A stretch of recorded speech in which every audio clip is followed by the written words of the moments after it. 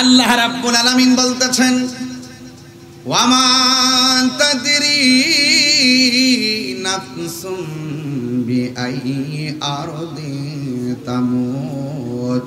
বান্দারে তোমরা জানো না কোন জায়গার ভিতরে তোমাদের কাছে আজরাইল আসবে, তোমরা তো জানো না। এই জন্য এখন আমাদের কাছে আজরাইল আসতে পারে, আপনার কাছে আজরাইল আসতে পারে। আল্লাহ বলে বান্দা আমি তোদেরকে মরণ দিয়েছি শুধু পরীক্ষার জন্য। কথা বলেন ঠিক কিনা? এ যুবক কি দিয়ে আওয়াজ বুঝাবো, শুধু একটা কথা বলে দিয়ে যায়, বর্তমান যুগটা কিন্তু কঠিন হয়ে যাইতেছে, হত্যা গুম জুলুম বেড়ে যাইতেছে। এই জন্য আমি আপনি কবরে চলে যাব। ওই কবরের ভিতরে বড় সাংঘাতিক জায়গা। আল্লাহ রাব্বুল আলামিন কোরআনে বলেছেন মিনহা খালাকনাকুম ওয়া ফিহা নুঈদুকুম ওয়া মিনহা নুখরিজুকুম তারাতান উখরা।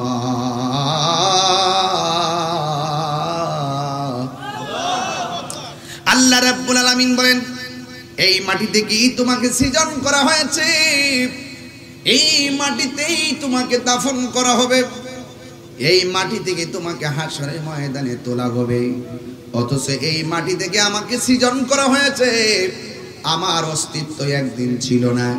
আপনারা জবান খুলে বলেন অস্তিত্ব দেওয়ার মালিক কে? আল্লাহ রাব্বুল আলামিন কোরআনে বলে দিয়েছেন কাইফা তাকফুরুনা বিল্লাহি ওয়া কুনতুম আমওয়াতান ফাআহইয়াকুম সুম্মা ইউমীতুকুম সুম্মা ইউহয়িকুম সুম্মা ইলাইহি তুরজাউন।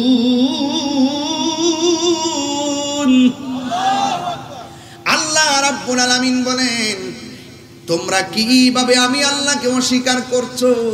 তোমরা চিনে মুর্দা, জবান খুলে বলেন জীবন দিয়েছেন কে? এই আওয়াজে মানি না, জবান খুলে বলুন কে?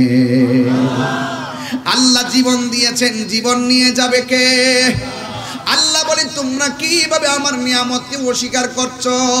এই হাতের চামড়া যদি আমি এই দিকে দিতাম তোমরা গরম ধরতে পারতা না, পায়ের উপরে চামড়া যদি নিচের দিকে দিতাম তাইলে তোমরা কংক্রিটের মধ্যে হাঁটতে পারতা না, এই চোখের গোড়ায় যদি ছোট্ট ছোট্ট পশমগুলা না দিতাম বিভিন্ন দুর্ঘটনার শিকার হয়ে যাইতে। আমি আল্লাহ রাব্বুল আলামিন জিহ্বাটাকে যেইভাবে শরীরটারে শুকনা রাখি এইভাবে যদি জিহ্বাটারে শুকনা রাখতাম তোমরা কথা বলতে পারতা না। আল্লাহ বলে কাইফা তাকফুরুনা বিল্লাহ,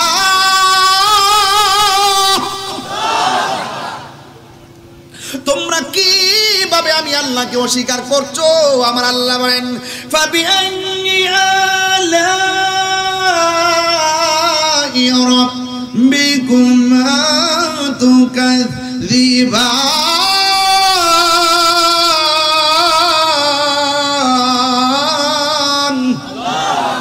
বান্দারে তোমরা কিভাবে আমি আল্লাহর নিয়ামতকে অস্বীকার করছো?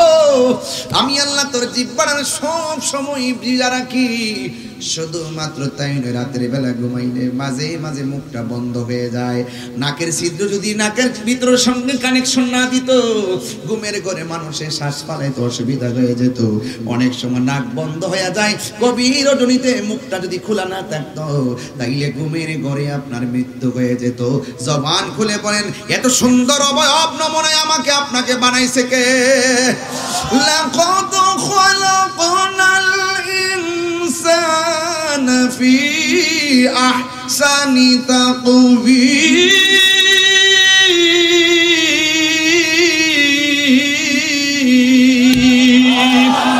আর তিনবার কোন আল্লাহু আকবার। এত সুন্দর কণ্ঠ আপনাদের দিছে কে? আল্লাহ রাজে তিনবার ডাক দিয়েছেন, ডাকটা দেওয়ার ক্ষমতা দিছে কে? এই জন্য আল্লাহকে বান্দা কেউ কালো হবে ঘৃণা করিস না, কেউ মোটা হবে ঘৃণা করিস না, কেউ লম্বা হবে ঘৃণা করিস না, কেউ খাটো হবে ঘৃণা করিস না, কেউ গরিব হবে ঘৃণা করিস না, কেউ বড়লোক হবে অহংকার করিস না। ওই যুবক কেন কেন বলেছেন আল্লাহ কয় এই বান্দাগুলারে কেউ বানাই নাই, আফি আইয়ি সূরাতিম মা শাআ রাক্কাবা, এই বান্দাটারে আমি আল্লাহ গলা পর্যন্ত ফেরেশতা দিয়া নকশা বানাইছি, আর বান্দার চেহারাটারে আমি আল্লাহ খলাকতু বিয়াদাইয়া, আমি আল্লাহ আমার নিজের হাত দিয়া বানাইছি। হাত তুলে কোন আল্লাহু আকবার।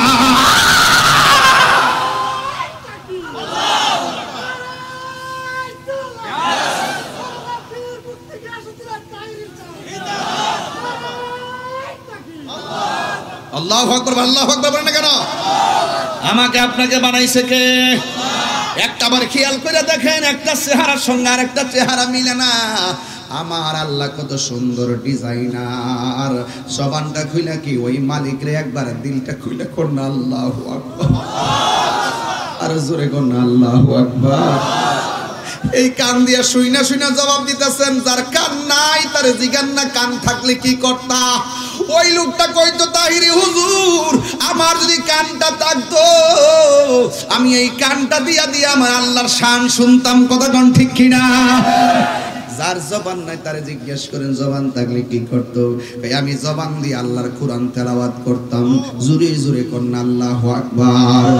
এই জন্য আল্লাহ বলে আমি আল্লাহ তোরে আমার নিজের হাত দিয়ে বানাইছি। ও যুবকের দল, পায়ের মধ্যে হাত দিয়ে বইলা দিয়া যায় নিঃশ্বাসের কোনো বিশ্বাস নাই, নিঃশ্বাসের কোনো বিশ্বাস নাই।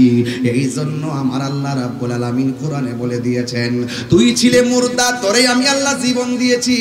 জীবন দেওয়ার পরে তুই মন্ত্রী, জীবন দেওয়ার পরে তুই এমপি, জীবন দেওয়ার পরে তুই চেয়ারম্যান, জীবন দেওয়ার পরে মেম্বার, জীবন দেওয়ার পরে ওসি, জীবন দেওয়ার পরে ডিসি, জীবন দেওয়ার পরে বক্তা, জীবন দেওয়ার পরে পেশাব। আমার আল্লাহ বলেন জীবন দেওয়ার পরে আমি আল্লাহ তোরে ধন সম্পদের মালিক বানাইছি। জীবন দেওয়ার পরে ওয়াত ইজ্জুমান তাসা আমি তোরে সম্মান দিয়েছি। জীবন দেওয়ার পর ওয়াত জিল্লুমান তাসা আমি তোরে অপদস্থ করেছি। জীবন দেওয়ার পরে মালিকাল মুলক তোরে আমি দুনিয়ার রাজত্ব দিয়েছি। ও যুবক আমি তোরে সব দিয়েছি। এরপর তোর মধ্যে একটা ভাব আসছে, মনে হয়েছে যেন তুই দুনিয়াতে একটা কিছু হয়ে গেছস। আমার আল্লাহ সব ভাবগুলো একটা থাবা দিয়া শেষ করে দিব, সব মালিকানা বন্ধ করে দিব। আল্লাহ কয় সুম্মা ইউমিতুকুম, অতঃপর তোরে আমি আল্লাহ মরণ দিমু। মরণ দিলে কেউ বলবে না চেয়ারম্যান সাহেব জানাজার মাঠে আসছে। মরণ দেওয়ার পরে কেউ বলবে না মেম্বার সাহেব জানাজার মাঠে আসছে। মরণ দেওয়ার পরে কেউ বলবে না ওসি সাহেব জানাজার মাঠে আসছে। ওসি মারা গেলে বলবে মরহুমের লাশ আসছে। চেয়ারম্যান মারা গেলে বলবে মরহুমের লাশ আসছে। একটু আগে ছিল তুমি চেয়ারম্যান সাহেব, এখন তুমি ঘরের মধ্যে লাশ হয়ে গেছো। মরণের চিঠি যখন আসবে আমার, কষ্ট হবে আপনাদের ভাই। আমি কিন্তু একদম স্বাভাবিক ওয়াজ করতেছি, একদম সহজ সরল ওয়াজ, বেশি কঠিন কথা বলতেছি না। শুধু এতটুকুই বলবো, একদিন আমিও থাকবো না, আপনাদেরও কেউ থাকবেন না, ইতিহাস থাকবে শুধু ভালোবাসা। কথা বলেন ঠিক কিনা? মরণের চিঠি যখন আসবে আমার, কালিমার তালকিন দিও বারে বার। মরণের আমার, কালিমার তালকিন দিও বারে বার। প্রাণ ভরে দেখব চেহারা তোমার, প্রাণ ভরে মার, ডেকে নাও রোজা তোমার। রাসূলুল্লাহ কি উপায় হবে আমার, রাসূলুল্লাহ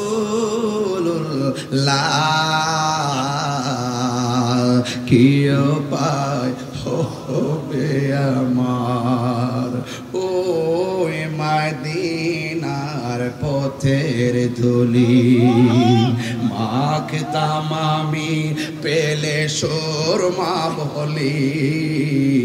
ওই মদিনার পথের ধুলি মাখতাম আমি পেলে সুরমা বনি, ফিরে পেত এ নয়ন নূরের আধার, ফিরে পেত এ নয়ন নূরের আধার, ডেকে নাও রোজা তোমার রাসূলুল্লাহ। কি উপায় হবে আমার রাসূলুল্লাহ, কি উপায় হবে আমার রাসূলুল্লাহ, কি উপায় হবে আমার রাসূলুল্লাহ, কি উপায় হবে আমার। আমি শুরুতেই বলছি, এক নম্বর হলো ঈমান। ঈমান হলো আমার নবী। ওই কবর আমার বাবা যাবে না, ওই কবর আমার ভাই যাবে না, ওই কবর আমার দাদা যাবে না। আরে আজ কিন্তু মাধবপুর ফায়ার সার্ভিস সংলগ্ন মাহফিলে বইলা দিয়ে যায়, আমি মারা গেলে আজকে যেই লোকগুলো আমার ওয়াজ শুনতে আসছেন, আমি মারা গেলে এখানে অর্ধেক লোক আমার জানাজায় যাবেন না। দুনিয়ার মানুষ এত ব্যস্ত, দুনিয়ার মানুষ সময় থাকতে সময়ের ভাগ নেয়, কিন্তু মরণের কষ্টের ভাগ পৃথিবীর কেউ নেয় না। কথা বলেন ঠিক কিনা? হায়রে ও মাধবপুরের মানুষ, কি দিয়ে বুঝাইতাম? শুধু একটাই বলবো, কবরে নবী ছাড়া কোনো আপন, আর জোরে কোন আপন বন্ধুরা রে আমার, ও আমার মাধবপুরের বাবারা, ও আমার শাস্তাগঞ্জের বন্ধুরা রে, কি দিয়ে আওয়াজ বোঝাইতাম? আমার নবী আপনার নবী বলেন, কবর জায়গাটা বড় ডেঞ্জারাস। এই কবরে যাওয়ার আগে আজরাইল আসবে। আজরাইল কিন্তু ঘরের দরজার মধ্যে আয়সা দাঁড়াইব। কেউ কেউ আজরাইলকে দেখবো পাগুলা মাটিতে, মাথার আসমানে। যারা নামাজ পড়ে না তাদের অবস্থা ভয়াবহ হবে, যারা রোজা রাখে না তাদের অবস্থা ভয়াবহ হবে, যারা নবীরে মানে না তাদের অবস্থা ভয়াবহ হবে, যারা ওলি আল্লাহ মানে না তাদের অবস্থা ভয়াবহ হবে। হেলায় হেলায় সময় নষ্ট করা যাবে না। যেই কোনো মুহূর্তে আজরাইল আমার ঘরে আসতে পারে কি পারে না? সে যে নামে আজরাইল, সঠিক সময় তোমার ঘরে হইব দাখিল। কত কাকতি মিনতি করবা তুমি, রেহাই পাবে না। আজরাইলা শিলে কারো কফিয়তে চলবে না রে মানুষ, কফিয়তে চলবে না। জোরে জোরে কে আল্লাহু আকবার বলা যাবে না। এই জন্য আল্লাহ বলছেন, কাইফা তাকফুরুনা বিল্লাহি ওয়া কুনতুম আমওয়াতান ফাআহইয়াকুম। আল্লাহ বলেন, তোরে আমি মরণ দিমু, মরণ দেওয়ার পর আমি আল্লাহ তোরে আবার জীবন দিমু। সুবহানাল্লাহ। অনেক মানুষ আমার প্রশ্ন করে, হুজুর কবরে যাওয়ার পর আমরা বহুত কবর দেখছি, হাড্ডি পাওয়া গেছে, হাড্ডি। কেউ মুরব্বী কবর করলে আবার কবর ডাবল কবর ফরে না, বিভিন্ন হাড্ডি পাওয়া যায়নি। অনেকে প্রশ্ন করে, হুজুর কোরআনের মধ্যে যে বলছে আমার আল্লাহ মরণের পরে আবার কবরে জিন্দা করব, কবরে দিয়ে হাড্ডি উড্ডি পড়ে থাকে, এটা আবার জিন্দা কেমনে? আল্লাহ আবার কেমনে জিন্দা করব? আমি তার উত্তর দিলাম, তুমি আল্লাহ রাব্বুল আলামিন মরার পরে যে জিন্দা করব এটা নিয়ে আমার প্রশ্ন করলা, অথচ জীবন পড়ার আগে তুমি কি ছিলা এটার প্রশ্ন দি করলা না। যিনি কোনো কিছু না থেকে হা করতে পারে, আমার আল্লাহ হা থেকে না করতে পারে, না থেকে হা করতে পারে। কথা বলেন ঠিক কিনা? কুন ফায়াকুন, আল্লাহ যদি বলে হও, হয়ে যাবে। সুবহানাল্লাহ বলবেন না? আপনি বড় করবেন আল্লাহু আকবার। কবরে গেলে জীবন দেওয়া হবে, এটা কি মিথ্যা কথা? কবরে যে জীবন দেওয়া হবে এটা বিশ্বাস করেন কিনা? এটার নাম ঈমান। ঈমান যে কি জিনিস, ঈমানটা পদে পদে আপনার ঈমান লুণ্ঠন করার জন্য, চুরি করার জন্য বহুত লোক ডলার খাওয়ায়া কালার হল দেবার চেষ্টা করব। আপনি যদি টাকা খাইয়া মাল খাইয়া যদি টাল হইয়া যদি আপনি ইমান বেচ চালান তাইলে আমও হারাইবেন সালাও হারাইবেন, মানে দুনিয়াও হারাইবেন আখিরাতও হারাইবেন। সুন্নিরা টাকার কাছে ইমান বিক্রি করে না।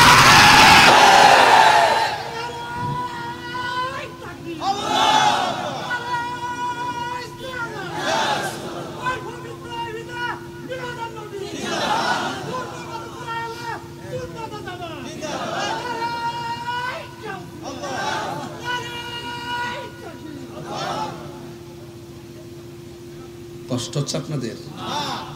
মরণের পরে আবার যে জীবন দিবে এটা বিশ্বাস করেননি আপনারা?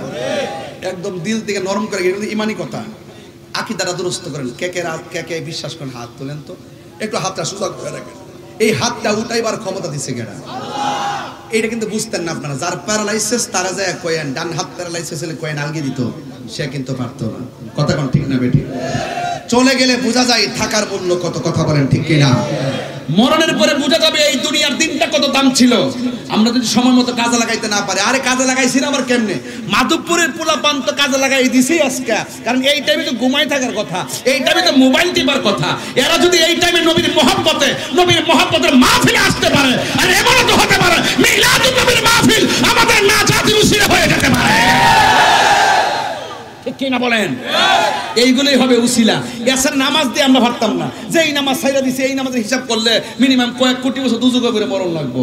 এই তো হিসাব কিতাব বুঝি না, শুধু এতটুকু হিসাব বুঝি যে এই নামাজ আমরা ছাইরা দিছি, হাসতে হাসতে যে ইবাদত ছাইরা দিছি, এখন আজকে যেইভাবে ইবাদত ছাইরা দিছেন, এইগুলোর জন্য যদি ধরে উপায় থাকতো না। কিন্তু একটাই ভরসা, আমাদের হৃদয়ে তাকেই ধারণ করি যিনি আমাদের আপন, আমাদের হৃদয়ে তাকেই ধারণ করি যিনি জানের চাইতে আরো নিকটে, আমাদের হৃদয়ে তাকেই লালন করি যিনি কবরের সাথী হবে, আমাদের হৃদয়ে তাকেই লালন করি যিনি হাসরের মাঠে সুপারিশ করবে।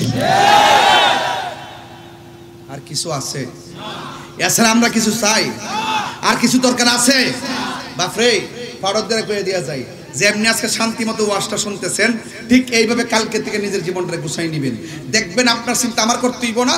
এই পৃথিবীর মানুষ সব কিছুর ভাগ দেয় এবং নেয়, কিন্তু মৃত্যুর কষ্টর ভাগ কেউ দেয়ও না নেও না। কথা কোন ঠিক না বেটি?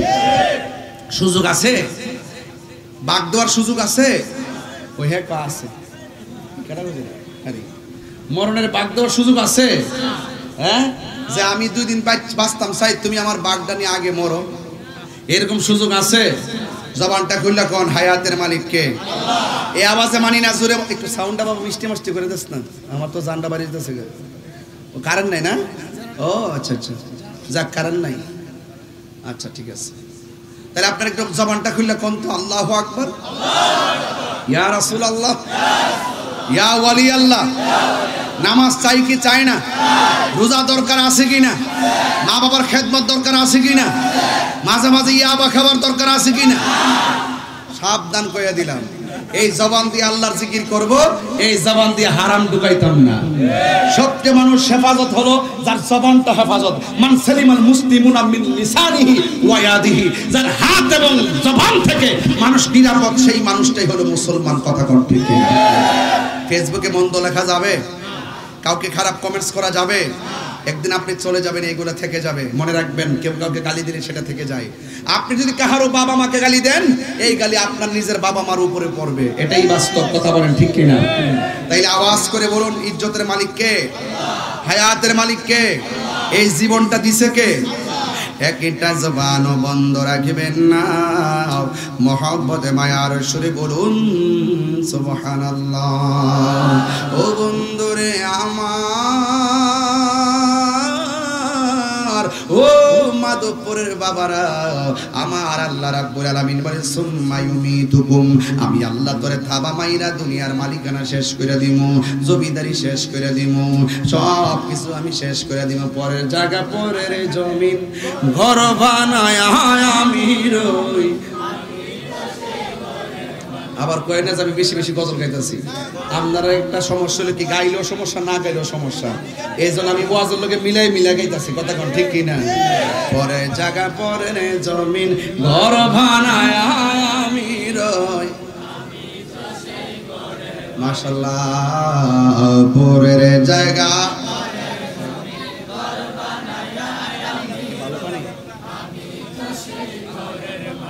নয়, আমি তো সেই ঘরের মালিক নয়। সেই ঘরখানা যার জমিদারি, আমি পাই না তাহার হুকুম জারি। সেই ঘরখানা যার, আমি পাই না তাহার হুকুম জারি। আমি পাই না জমিদারের দেখা, আমি পাই না জমিদারের দেখা। মনের দুঃখ কারে কই,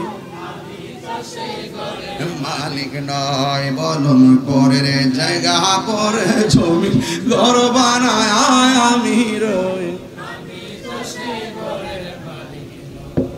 এ জমিদারের ইচ্ছা মতো দেই না জমি চাষ, তাই তো ফসল ফলে না রে দুঃখ 12 মাস। জমিদারের ইচ্ছা মতো দেই না জমি চাষ, তাই তো ফসল এ দুঃখ 12 মাস। আমি খাজনা পাতি ছবি দিলাম, তবু জমিন আমার হই যে নিলাম। আমি খাজনা পাতি ছবি দিলাম, তবু জমিন আমার হই যে নিলাম। আমি চলি যে তার মন জোগায়া, আমি চলি যে তার দাখিলা মিলে না সয়।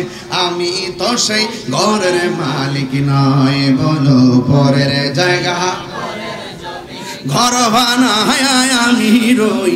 আমি তো সেই ঘরের মালিক নয়, বলুন পরের জায়গা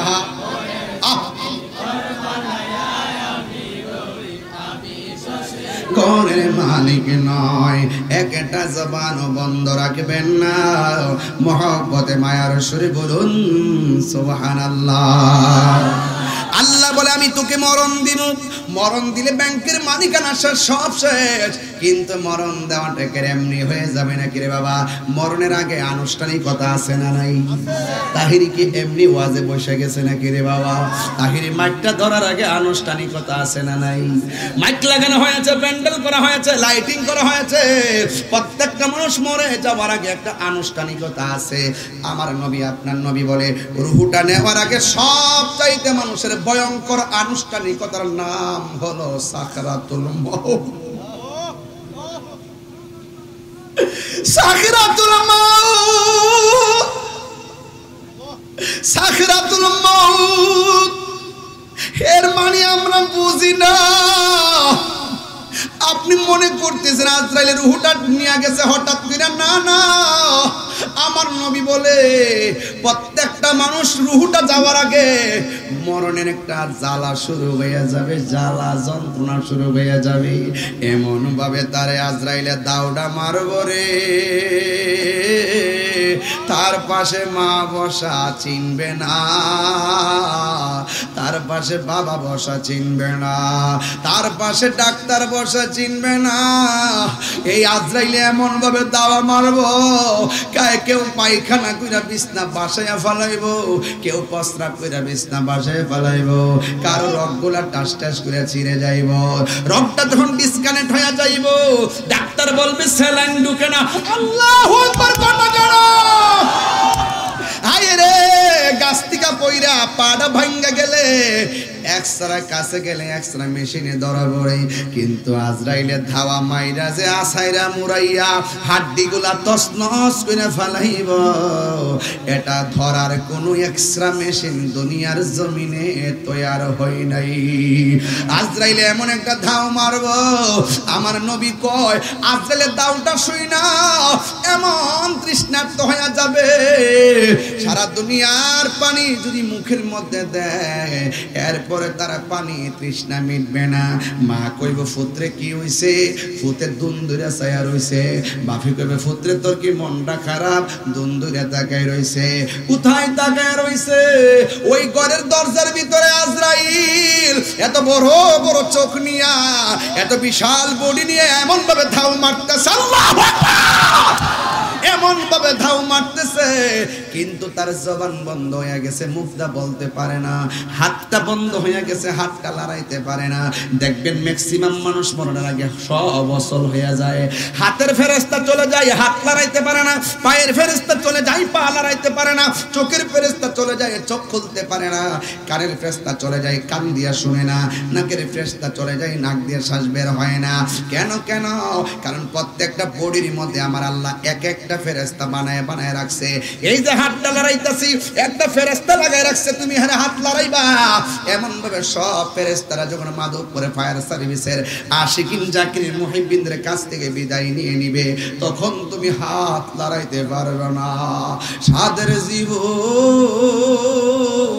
আস্তে আস্তে নিস্তেজ হয়ে যাইতেছে। তোমার মার কথা মন থাকবে না, বন্ধুর কথা মন থাকবে না, ওই ব্যাংকের টাকার কথা মন থাকবে না। শুধুমাত্র বলবা আল্লাহ আর পারি না। যদি আপনি ইমানদার হতে পারেন, আল্লাহ বলবে আজরাইল আমার পাগলের কাছে যাও। ওই আজরাইল পাগলের দরবারে আসবে, দরজার মধ্যে আয়েশা বলবে সালাম দিয়ে ভিতরে ঢুইকা আঙ্গুলগুলা দিয়ে মাথার চুলের মধ্যে আশ্রাইব। তখন কানের কাছে আজরাইলে মুখটা লাগাইয়া কইব, একটু পরে আপনার রুহুটা লইয়া যামু। এবার ইমানদার ডাক দিয়া বলবে, দেরি করতেছেন কি লাইগা? তাড়াতাড়ি রুহুটা লইয়া যান, আমার আল্লাহর সঙ্গে আর নবীর সঙ্গে দিদারের জন্য মনটা পাগল পাগল হইয়া রইছে। আর বড় করে কোন ইয়া রাসূলুল্লাহ। এবার আল্লাহ ডাক দিয়া বলবে, ও জান্নাতের ফেরেশতা, জান্নাত থেকে সাদা একটা টুকরা কাগজ লইয়া যা, আর একটা আতরের বোতল লইয়া যা। ওই আতরের বোতল আর সাদা কাপড়টা লইয়া কোথায় যাবো আল্লাহ? কইব মাধবপুরে। কথার কথা বলতেছি, যদি মাধবপুরের ইমানদার হয় আল্লাহ তো এটাই বলবে, যা যা যা, আমার একটা প্রেমিক বান্দা মাধবপুর জমিনে এমন গ্রামের এমন ঘরের মধ্যে আছে, আজরাইল ভিতরে ঢুইকা গেছে। ওই বান্দার চোখটা যতটুকু দূরে যায়, তার চোখের সামনে যাইয়া দাঁড়ায়া থাকবি কাপড়টা লইয়া। আজরাইলে যখন রুহুটা কাইরা নিব, নেওয়ার সাথে সাথে জান্নাতের কাপড় দিয়া তুই এই রুহুটারে বাইন্ডিং করে ফালাইবি। ও যুবকের দল, এবার ওই ফেরেশতাটা ঘরের দরজার মধ্যে দাঁড়াইব, আর আজরাইলে ঘরের ভিতরে সার্জারি করার জন্য মুমিনের সঙ্গে প্রেমের আলাপ শুরু করে দিছে। তাড়াতাড়ি রুহুটা লইয়া যান, কারণ আদ-দুনিয়া সিজনুল মুমিন, এই দুনিয়াটা মুমিনের জন্য জেলখানা, আখিরাতটা হলো বালাখানা। আমার আর দুনিয়া ভালো লাগে না। বেঈমান শুধু দুনিয়া দুনিয়া কয়, আর প্রেমিকগুলা কয় দুনিয়া আমার ভালো লাগে না।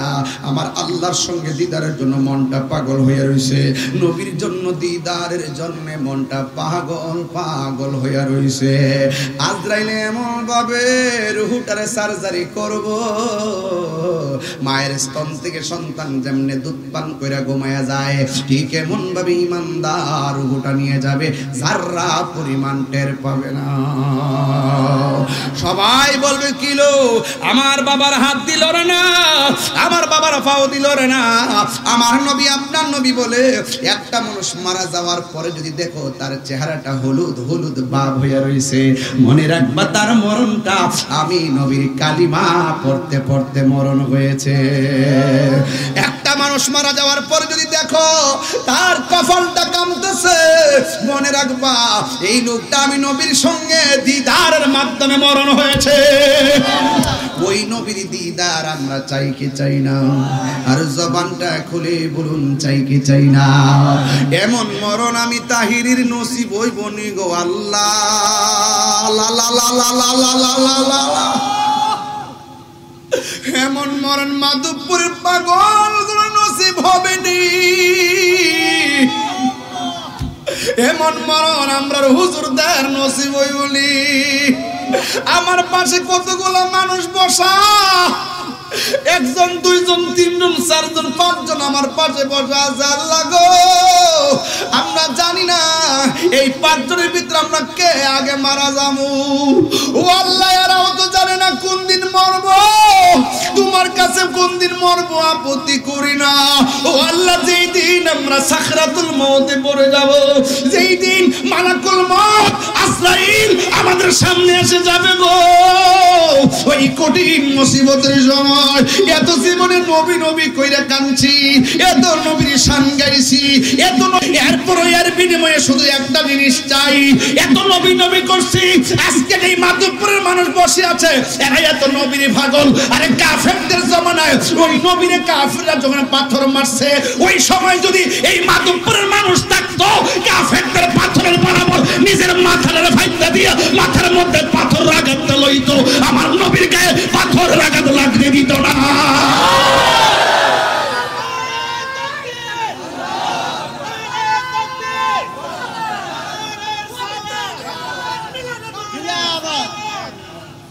হে রাসূল তোমায় ভালোবাসি, অন্তরে শুধুই মুখে না, জান্নাতের আশায় নয় হে রাসূল, জাহান্নাম কেউ ডরি না। সুবহানাল্লাহ বলবেন না? তোমায় পাবার আশায় মন ছুটে যায় মদিনায়, তোমায়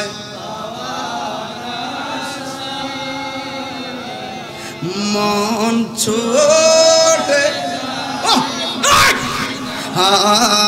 হে আদমের সুর যদি শুনে থাকো, একেবার দিদার দাও না। হে আশিকের সুর যদি শুনে থাকো, একেবার দেখা দাও না। হে রাসূল তোমায় ভালোবাসি, অন্তরে শুধুই মুখে না, জান্নাতের আশায় নয় হে রাসূল, জাহান্নাম কে ডরি না। তোমায় পাবার আশায় মন ছুটে যায় মদিনায়, তোমায় দেখার আশায় মন নাই। মায়া যদি লাগে গো একবার, ঘুমের ঘরে দিদার দাও না। সবাই হে রাসূল তোমায় ভালোবাসি, অন্তর শুধুই মুখে না, জান্নাতের আশায় নয় হে রাসূল, জাহান্নাম কেউ ডরি না। একটা জবান বন্ধ রাখবেন না, দিলটা নরম করে বলেন ইয়া রাসূলুল্লাহ। এ আমার যুবক ভাইয়েরা, ওয়াজটা বাড়িতে নিয়ে যাবেন, আগামীকাল সকালবেলা মার কবরস্থানে যাবেন, আগামীকাল সকালবেলা বাবার কবরস্থানে যায় বাবার জন্য দোয়া করবেন। আব্বা আম্মা জারসু সে মাবুদ কবরে কন্যা আব্বা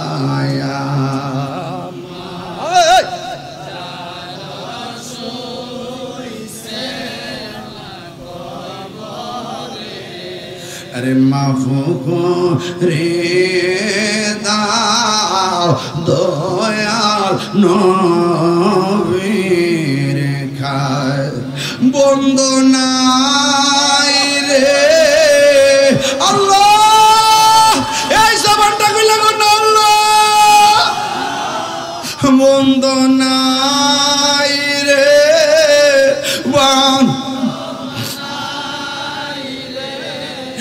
যে জাগায় সে জাগারি বন্ধু নবী মুস্তাফা সে জাগারি বন্ধু নবী মুস্তাফা একটা জবানও বন্ধ রাখবেন না চিৎকার মেরে কন্যা মারহাবা এমন মরণ আমরা চাই কথা কন না কেন এমন মরণ আমরা চাই কি চাই না মরণে নবীর দেখতে চাই কি চাই না মরণে নবীর দেখলে জাহান্নাম আছে জাহান্নাম আছে ওই নবীর দেখলে শান্তি আছে না নাই আল্লাহ বলবে আমার পাগলের রূহটা কবজ করব তুই যাইয়া সাদা কাফনের মধ্যে যাইয়া রূহটারে ল ওই জান্নাত থেকে ফেরেশতা আইসা আজরাইলের রূহটা হাতও নিতে পারবে না ওই রূহটা ইয়াসআলুনা কানির রূহ কুলির রূহ মিন আমরি রাব্বি এই রূহটা আল্লাহর আদেশ মাত্র ওই সাদা বাইন্ডিং নেমে রূহটা বাইন্ডিং কইরা আসমানের দিকে ফেরেশতা উড়াল মারব প্রথম আকাশের মধ্যে ফেরেশতারা যাইব যাওয়ার পরে প্রথম আকাশের ফেরেশতা বলবে কে কই আমি কইলাম ফেরেশতা কই তোমার হাতের মধ্যে কি এত সুন্দর গ্রান লাগতেছে কারণটা কি কই তুমি চিনো না এটা এমন জমিনের এমকের রূহটা এমন জমিনের এমক রূহ যেই মাত্র মুমিনের কথা শুনবে তখন মুমিনকে ফেরেশতা সালাম দিবে এরপরে দ্বিতীয় আসমানের মধ্যে যাবে এই দিক দিয়া রূহটা এই দিক দিয়া মানিক মের লাশটারে বাইন্ডিং করার জন্য মাধবপুরের বাজারে কাফন আনতে যাবে আল্লাহর রূহটারে বাইন্ডিং করে লইয়া গেছে আর আমরা সবাই দেহটারে বাইন্ডিং করবার লাগিয়া কাফনের কাপড় আনতে মাধবপুরে বাজারে গেলাম মাধবপুরে বাজারে কাফন আনলাম আইনা বডিটারে ফেসাইতাছি গোসল করাইতাছি গোসল টোসল করাইয়া কাটের মধ্যে শুয়াইয়া সুন্দর করে আমরা তারে নিয়ে যাবো সাজিয়ে গুজিয়ে দেমরে সজনী তোরা সাজিয়ে গুজিয়ে দেমরে সাজিয়ে গুজিয়ে দেমরে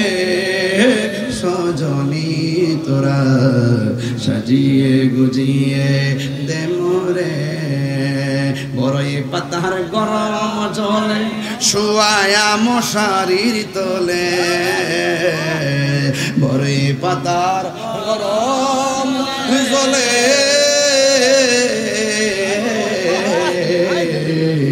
বড়ই পাতার গরম জলে শুয়ায়া মশারির তলে অতর চোলা চন্দন মেখে দে সজনী তোরা সাজিয়ে গুজিয়ে দে মোরে এত রঙিন তো এ কাপড় কিছুই ভালো লাগে না মোর এত রঙিন এত কাপড়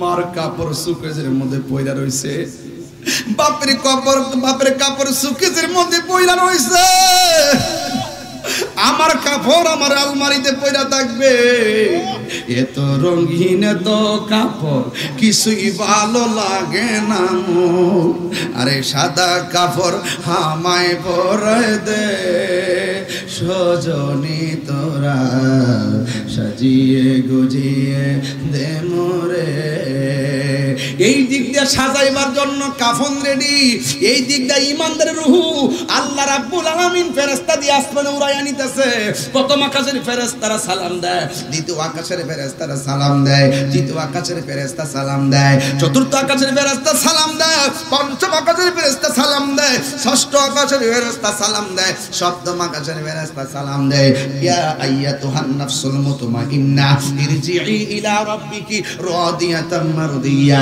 ফাদখুলি ফি ইবাদি ওয়াদখুলি জান্নাতি সাতটা আসমান যখন রূহটারে নিয়ে যাইব আল্লাহ বলবে ও ফেরেশতা থাম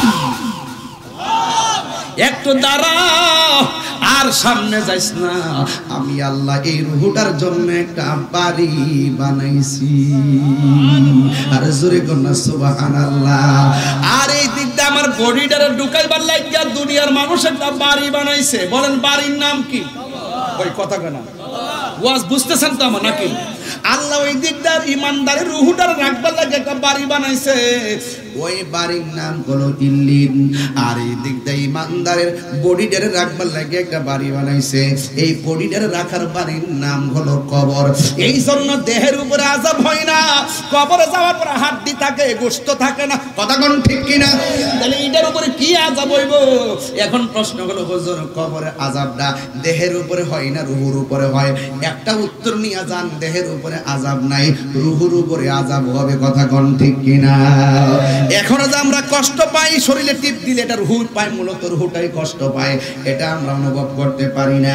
এই জন্য রুহুটারে নিয়ে ইল্লিনের মধ্যে রাইখা দিব।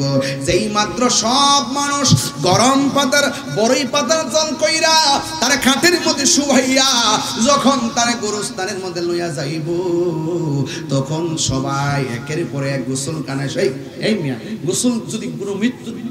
এখন একটু কথা কই, আমি সুর দিয়ে তু আজ করতেছি 1.5 ঘন্টা ধরে, একটু কথা কই বাজান, জিরাই লই, একটা কথা কইয়া দেয়া যায় বাজান।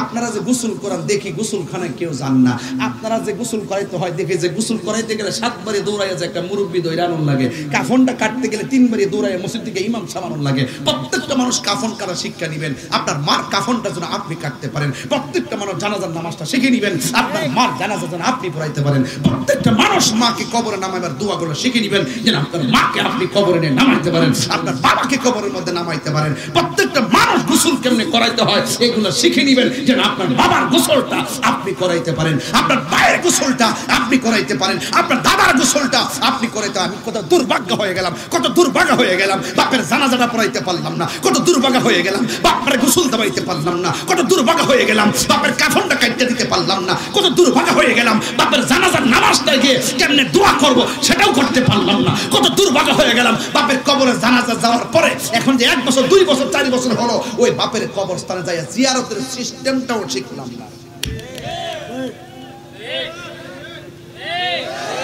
শিখার দরকার আছে না নাই বলেন? দরকার আছে কি না বলেন? প্রত্যেকটা গ্রামের মসজিদের ইমাম সাহেব থেকে আপনি এগুলো শিখে নিবেন বাবা, এগুলো শিখে নিবেন। এই গোসলটা করানোর সময় আপনারা জান না, কই গোসল করাইতে গেলে গিন গিন লাগে, অনেকে কয় আরে আমি তো গোসল করাইতে গেলে নিজের পছন্দ মতো চলে যাই। কেমনে চলে যাই? যাইয়া ওই দায়িত্বটা নেই, ফেডের এমনি লাস্টারে এমনি বসাই ফেডের মধ্যে সাপ দেই, সাপ দেওয়ার পরে পায়খানা বাড়িলে নিজে গামছা দিয়ে পরিষ্কার করি, টিস্যু দিয়ে পরিষ্কার করি। অনেক মানুষ এটার ঘৃণা করে, আরে বেটা ঘৃণা করো, বহুত হিন্দুরা শুধু এই চিত্র দেখে মুসলমান হয়ে গেছে। যে হেরা মুসলমানরা মারা গেলে কি সুন্দর করে আদর করে গোসলটা দেয়, কত সুন্দর করে কবরে নামা, কত সুন্দর করে আদর করে কবরে শোয়ায়। আর আমরা বাইরে বাইরে শুরু করে বহুত হিন্দু মুসলমানদের এই চিত্র দেখে কালিমা পড়ে মুসলমান হয়ে গেছে। আল্লাহু আকবার বলবেন কেন আপনারা? ভাইরা আমার, অনুরোধ করে বলে দেয়া যায়, আজকে পায়ে হাত থেকে বলে দেয়া যায় আলহামদুলিল্লাহ। আপনাকে অনেক কষ্ট দিয়ে ফেলতেছি, দরকার আছে কিনা বলেন? এই কথাগুলো দরকার আছে কিনা বলেন? কেহ লইল আতর লোবান, কেহ লইল জল, কেহ লইল বড়ই পাতা, কেহ লইল পরিরে। আহা হায় হায় রে, হায় হায় রে, কান্দে হায় হায় রে সবাই, হায় হায় রে।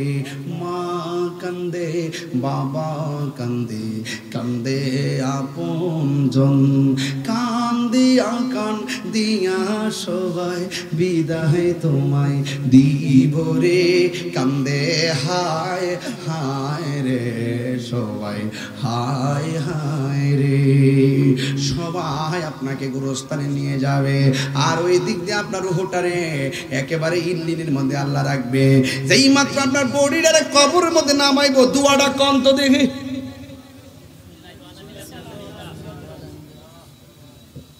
দোয়াটা কর না।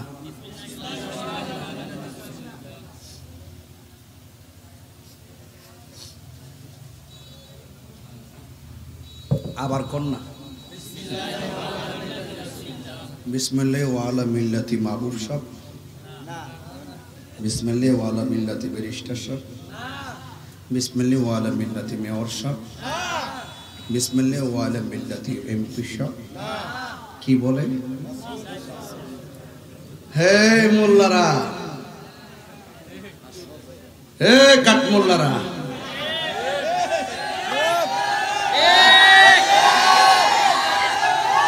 নবীর লয়া ঠেলাঠেলি করো, কবর হামদা দিলে কিন্তু নবীর স্লোগানটা দিয়া কবরের আহল লাগে, কথা কন ঠিক না? সিন্নি খাইলা কার দ্বারা মোল্লা ছিল্লা না, এখন আওয়াজ হবে।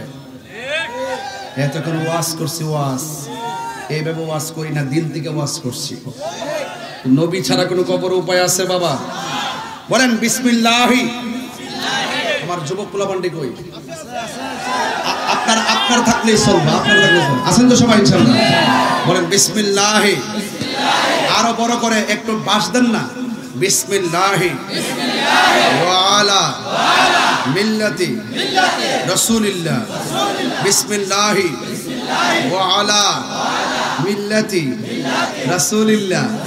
বিসমিল্লাহি ওয়া আলা মিল্লাতি রাসূলিল্লাহ। সারা জীবন নবীর লোকে হুড়ুর করছো, আর কবর হামরার সময় নবীর স্লোগানটা দিয়া কবর তোমার লাগে। সুজা হইব তো হইবা, সাপের মতন মরার পরে সুজা হইবার কি, এর আগে বেহা বেহা থাকবা। নবীর লেটালেটালি করো, মিলাদুন নবী নিয়ে লাগিয়ে যাও, মারামারি করো, এইগুলো আর কইরো না।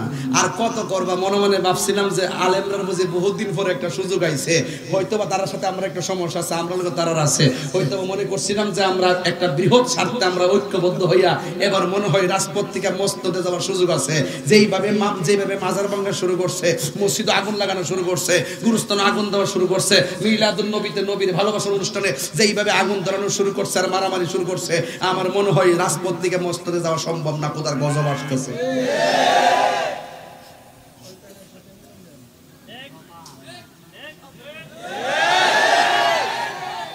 এটা কি আমরা কোনো দোষ আছে?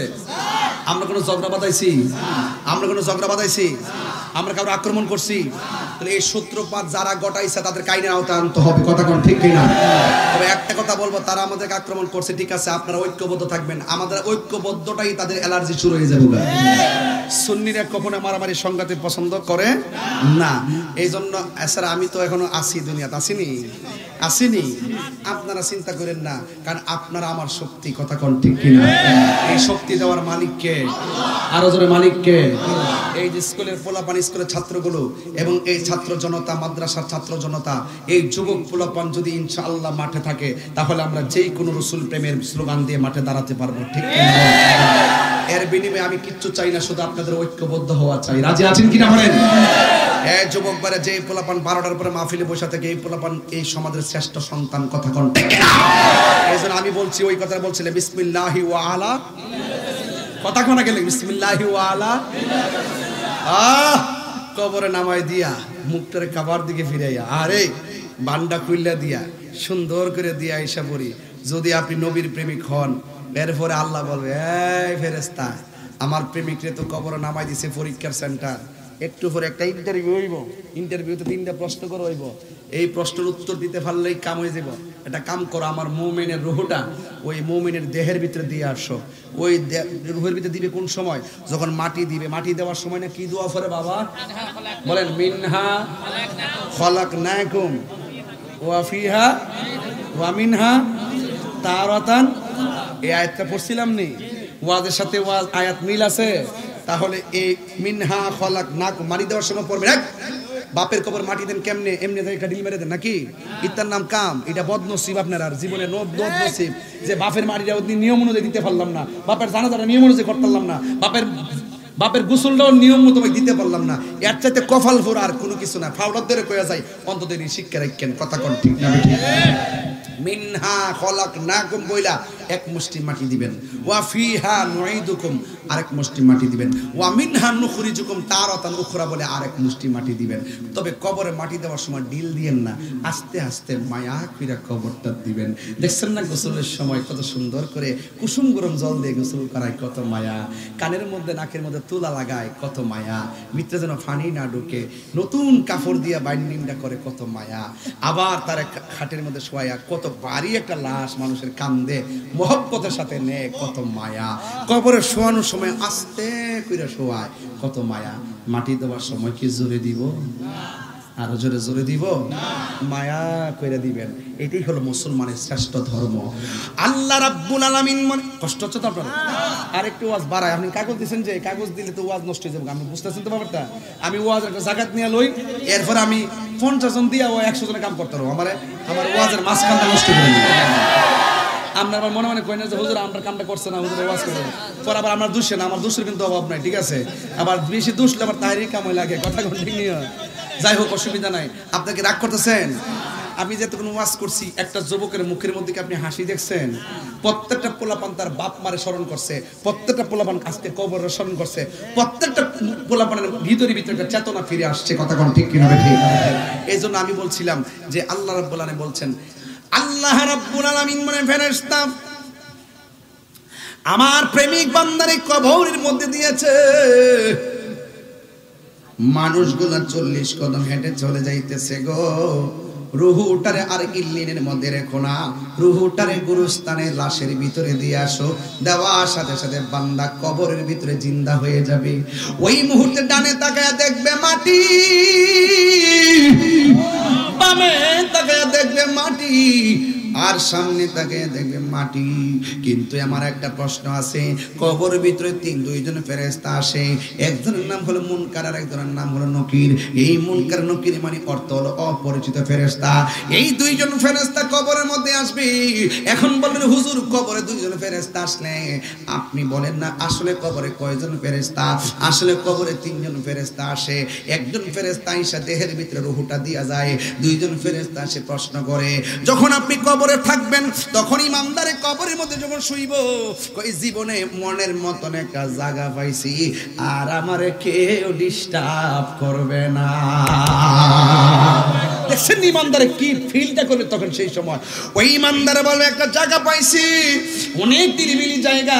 ওই মুহূর্তে দুইজন ফেরেশতা কবরের ভিতরে বন্ধুর মতন নামবে, নাইমা ডাক দিয়ে বলবে উঠো। এবার তারে উঠাইবে, উঠাইয়া সুন্দর করে বসাবে, সুন্দর করে বসাইয়া বলবে আমার রব্বুকা, তোমার রবকে। সে মুচকি হাসি দিয়ে বলবে রব্বি আল্লাহ। এরপরে বলবে ওয়ামা দীনুকা, তোমার ধর্ম কি? সে বলবে দীনিয়াল ইসলাম, আমার ধর্ম হলো ইসলাম। এরপরে জিজ্ঞাসা করবে ওয়ামা কুনতা তাকুনু ফি হক্কি হাযার রাজুল, এই যে তোমার সামনে যিনি বসে আছেন, অনেক বিয়াদবি রাসূলরা কয়, কাঠমোল্লারা কয়, 2 নম্বর মৌলবীরা কয়, ডলার খাইয়া কালার ফালবেন না মৌলবীরা কয় কি জানেননি? কয় কবরে বলে নবীরে ছবি দেখাইব, কবর থেকে বলে মদিনার রাস্তা খুললা দিব। মানিকার শহর পাওয়ার এমন বাড়বো রে কবর গেলে, মাধবপুর থেকে মদিনা পর্যন্ত দেখবো। আর দুনিয়ার মৌলবীরা যারা এই কথা কয়, হেরা দুনিয়া থেকে এটা কইতে পারে না, মানিকা যদি কবরে যাওয়ার পরে মদিনা পরে দেখালা, আমার নবী মদিনা থেকে দেখার ক্ষমতা আছে না নাই? দেখছেন এটা এমন বাটফাট, আরে বাপ রে কত নাম্বার বাটফাট যে মৌলবীরা। এতদিন বাজান সুযোগ পাইছি না অনেকগুলা বছর, এখন স্বাধীন হয়েছি বহুদিন পরে বাজান, এতদিনে যাই ক্ষমতাটা পাইছি, কথা কোন ঠিক না বেঠি বাজান?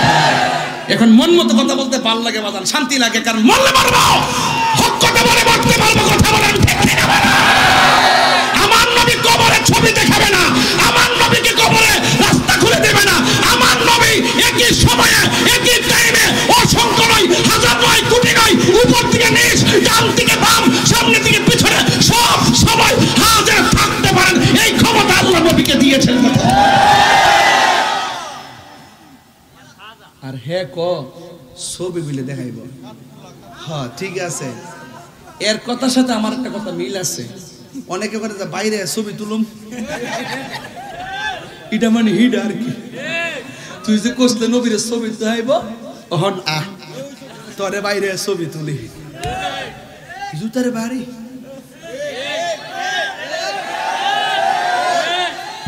আগুনের জুতো, আগুনের জুতো দিয়ে বাড়ি।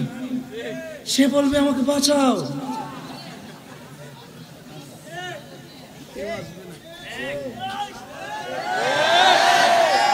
ফায়ার সার্ভিস আছে এখানে? আগুন লাগছে, ফোন দেন।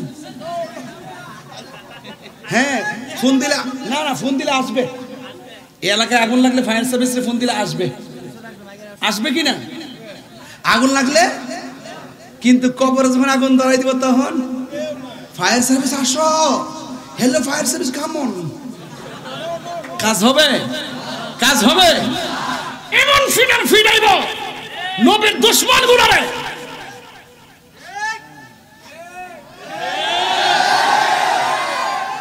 আচ্ছা বাদ দেন, আমার বাইতে কইছে ছিলেন না, দেশের পরিস্থিতি ভালো না। আমি কইছি যে দেশের পরিস্থিতি কি আমি জানি না, তবে নবীর পক্ষে কথা কোন যা সব সময় নবীর পক্ষে কথা কইলে যারা এটার বিরুদ্ধে আচরণ করবে হেরার পতন আছে, আর যারা নবীর মহব্বতকে ভালোবাসবে তাদের কপালে সৌভাগ্য আছে, অসুবিধা নাই। আচ্ছা এখন একটা উত্তর দেন, আমি কি আপনাদের কাউরে কোনো গালি দিছি? কাউরে কটাক্ষ করছি? কারণ নাম লয়ে কিছু কইছি? যারা ক তারা ওই, যারা ক তো কবর নবীকে ছবি দেখাইবো না, সশরীরে আসবো, আরো জোরে থাকার ক্ষমতা নবীর দিছে কেডা? একবার কে হুজুর একটা গুরুস্থানে যদি একসঙ্গে 100 লাশ দাফন করা হয়, একই টাইমে যদি মুনকার নাকির আসে, একই টাইমে কি 40টা কবরে 100 কবরে কি নবী থাকা সম্ভব? হ্যাঁ, এর আমি সম্ভব করে হাজিবুন মানতো না। হ্যাঁ কব কেমনে? একই টাইমে প্রশ্ন করবো একরকম, তাহলে সকল কবর থাকবো কেমনে? আপনি এনে কইবেন, মনে করুন মাধবপুরের বৃষ্টার তীক্ষা একটা বাস 100 জন লোক লইয়া পানির মধ্যে হয়ে আছে, একই টাইমে হুকলি মারা গেছে, এক আজরাইল কেমনে এর রূহ কবজ করলো? হ্যাঁ তো কিছু লোক আছে দলিল দিয়ে কামো না, হ্যাঁ বোঝান লাগে। আর ওই সাহাবীর চাইতে কোটি কোটি গুণ, নবীর চাইতে কোটি কোটি গুণ পাওয়ার, এমন হইতে হইতে নবীর এমন পাওয়ার যার শক্তিকে আমার আল্লাহ নিজেই গোপন নাই।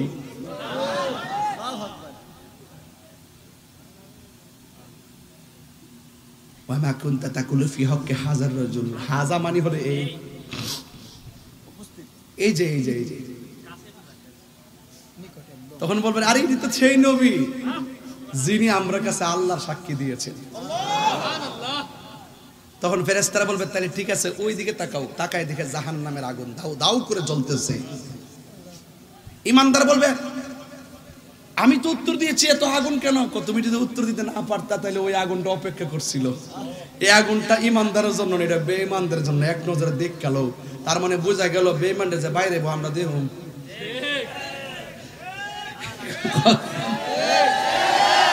কথা বলেন ঠিক কি না বলেন? যারা পরিমাণ নবী সম্পর্কে যার সন্দেহ থাকবে সে কখনো মুমিন হতে পারে না। তখন তাকে প্রশ্নের উত্তর দেওয়ার পরে আল্লাহ বলবে, এ ফেরেশতা আমার বান্দা তো পাস করছে, জান্নাত থেকে একটা গালিচা নিয়ে আসো, মাটির বিছনা থাকবো কেমনে, নিচে একটা বিছনা বিছাইয়ে দিব, একবারে কিয়ামত পর্যন্ত এটার ভিতরে ঘুমায় থাকবো। আরো মজার খবর আছে তো ঈমানদারের।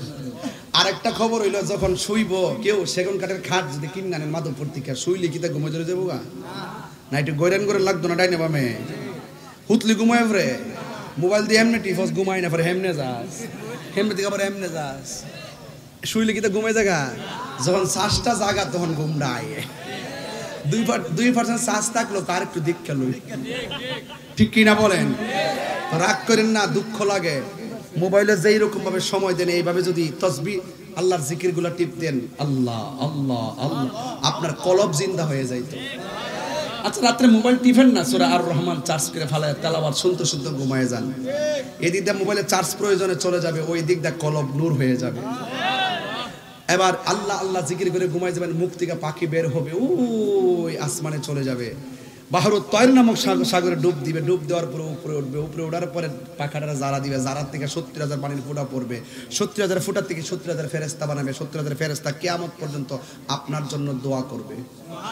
ওই শ্বাসের পাখি আবার ওখান থেকে আইসা ঘুমের ঘুরে আপনার ভিতরে ঢুকে যাবে, তখন আপনার কলবটা নূর হয়ে যাবে। এগুলা মুরিদ না হলে বুঝবেন না। পীরের কাছে মুরিদ হয়েছেন আপনারা বুঝতেছেন, যারা মুরিদ হন নাই আপনারা মনে করবেন যে দুনিয়াতে আইসি খাইছি ঘুমামু, ফেটটা বড় করুন, গামলাটা বরুম, বাড়ি গাড়ি বানামু, এটা ছাড়া আর কোনো খুঁজি নাই। এই জন্য যারা যে চিনছে হ্যাঁ কিনছে, কথা ঠিক না? কি কোনো প্রশ্ন আছে নাকি?